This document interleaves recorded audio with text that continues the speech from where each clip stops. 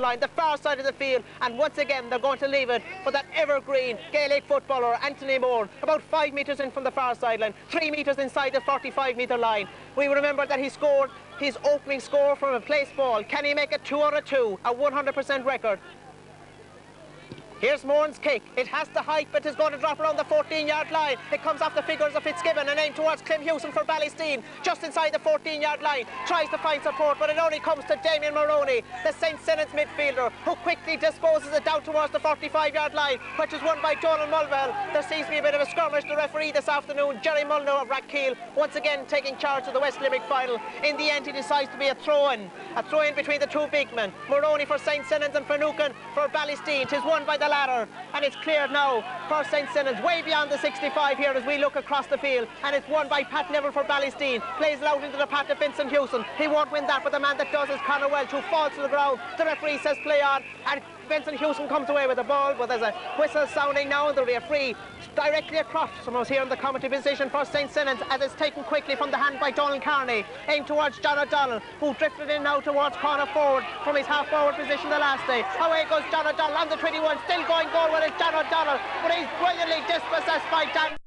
This is Maroney, the far side of the field, midfield as well. Seamus Rannan wins it for Ballysteen from the delivery by Maroney, feeds it to Vincent Hewson, a kick straight across the field, right beneath us here in the commentary position. This is Maurice O'Mahony. What a game young O'Mahony playing this afternoon. O'Mahony trying to seek out another young player in the form of Joey Kerwin. Right for the kick by Kerwin, driven in towards the goal territory, but again Vincent Hewson is an accomplished defender and clears his line down towards the 45, won by Mike Neville ahead of Joey Kerwin, runs into the challenge of Mulville and to Maroney as John Neville is in support, spreads it wide to the far side of the field. Out comes Noel Sheehan and gathered by Noel Sheehan.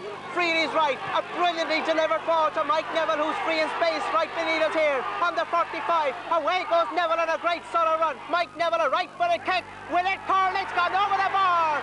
A brilliantly struck score. Ballysteen lead for the second time in the game, 4 points to 3. Oh, great football there by Ballysteen. A great interception by Vinnie Hewson up the field, and Noel Sheehan quickly spotted Mike Neville out here on the right wing. Mike made 30 yards, left Joey Kerwin in his wake and kicked it over the bar, and St. Senan's would need to get a grip here now on the half-forward line, because the Ballysteen half-forward line now have taken over in the last 3 to 4 minutes. And it's a tribute to the half-forward line that Ballysteen are leading in the West Limerick Junior A football final as the kick-out comes from Maroney, and Moran sets up attack again for Ballysteen, spreads it to the far side of the field in the form of his brother Anthony Moran, ahead of Donald Carney. A mighty kick by Moran, dropping around the 21-metre line, in between Clem Hewson and Emmett Lewis here, right beneath us here. It comes off the fingertips of Clem Hewson, but he'll keep it in play, almost at the corner flag, straight across the goal, where it is held by full-back Senan Enright and cleared by... Oh, the ball being placed on the 45-metre line, being watched by the referee of senior status, Tom White. The kick will be taken by Donald Mulvihill as we glance at the scoreboard once again, 5 points to 3. Can the gap be narrowed? Into the slight little breeze that's blowing here in Askeaton. Mulvihill's kick will drop short around the edge of the small parallelogram. It's placed loose and comes to Conor Welch, who's pushed to the back by Donald Moore to be a free in for St. Senan's, and possibly this time they could narrow the gap. Yes, Donald Moore they're penalised for a frontal charge, but from here it looked like shoulder to shoulder, but Maurice O'Mahony, this one should shoot Maurice O'Mahony off his left foot. But again, Ballysteen, they're working very hard for each other. Donald Moore, the centre forward, is actually back there now, bringing that ball out of his own goal line before he committed a foul on the St. Senan's attack. This kick, as John mentioned, suits a left-footed kicker, and we have a left-footed kicker in the form of Maurice O'Mahony, the saviour for St. Senan's the last day. Can he narrow the gap? Maurice O'Mahony's kick, and he's put it to the left and wide. What an amazing miss. A lot of inaccuracies in the St. Senan's attack, it must be mentioned, as they still trail by 2 points, and Ballysteen seem to have the upper hand as we approach half-time. Barry Sheehan places the ball on the edge of the small parallelogram, a relieved man that they still have the advantage by 2 points. Such was the monopoly of possession enjoyed by St. Senan's in the last few minutes. Sheehan's kick out will drop near us here on the sideline. Thomas Mark Sheehan can't hold it, but the man that does is Ballysteen's John Neville. A very high kick towards the 65, falls through the fingers of Joey Kerwin and comes to Mike Neville, punks it in towards the 14-yard line, over the head of Noel Sheehan, and it's brilliantly read by Joe Ryan of St. Senan's. To the far side of the field, the release comes to Donald Mulville. His opposite number is here, and has this free, just 30 yards out from the goal, about 15 metres in from the right upright as we look at it from here in our commentary position. This one will be left for Maurice O'Mahony. Quite a magnificent game at O'Mahony, the last day at centre field, linking up with Damien Maroney. This left-footed kick by O'Mahony. There's dead silence around Portnagoyle. O'Mahony prepares to kick, a left-footed kick, smack between the uprights. The sides are level, and what a game we've on our hands. 5 points apiece. That was the way the West Limerick final finished last Sunday. Could we have another draw this afternoon? If so, we will have extra time here at Portnagoyle. Oh yes, a great free there by Morris O'Mahony. I don't know what the St. Simon's Minter said at half time, but basically they've come out a different team in the second half. Maybe Mike Milan promised them fish during the week, but basically St. Simon's are a different team since the second half has started. And the pep talk by Vincent Kelly seems to be working its tonic superbly at the second half. They've recharged their batteries and they're definitely on top. But this is Ballysteen's John Finucane. Plays it right towards Anthony Moore. The kick pumped in and delivered towards the 21. Fitzgibbon and Enright wins this challenge for St. Simon's. A right-footed kick to go over the line, the far side of the field. A line ball for Ballysteen, midway between the 21 and the 45-metre line. Anthony Moore, 2 points in the opening half. Mourns right foot a kick dangerously in towards the 14-yard line, and Senan right alleged to be fouled there by Mick Fitzgibbon, and St. Senan's win a vital free at a vital stage in the West Limerick final here in Askeaton. This is Senan right, takes it from the hand and spots the unmarked Donald Carney very much free in space. The challenge now comes from Anthony Moore, but once again Moore pulls back as Carney delivers it towards John O'Donnell, being knocked this afternoon by Pat Neville, and John O'Donnell has drifted out from corner forward to wing forward, and Vincent Buckley has gone now seemingly to right full forward, and Conor Welch operating at right wing forward for the start of the game is playing at full forward. As we join play again, Morris O'Mahony tried to seek out Ray O'Sullivan. Donald Moore read the danger well and feeds it to his right to the forward Barry Sheehan. Away come Ballysteen. A solo run by Sheehan that will go as far as the midfield line. Delivered in towards about 30 yards out from the goal. Senan Enright brilliantly won ahead of Mick Fitzgibbon, and Enright is really playing a magnificent game this afternoon. John O'Donnell and Pat Neville. The ball squirts loose to Donald Mulvihill.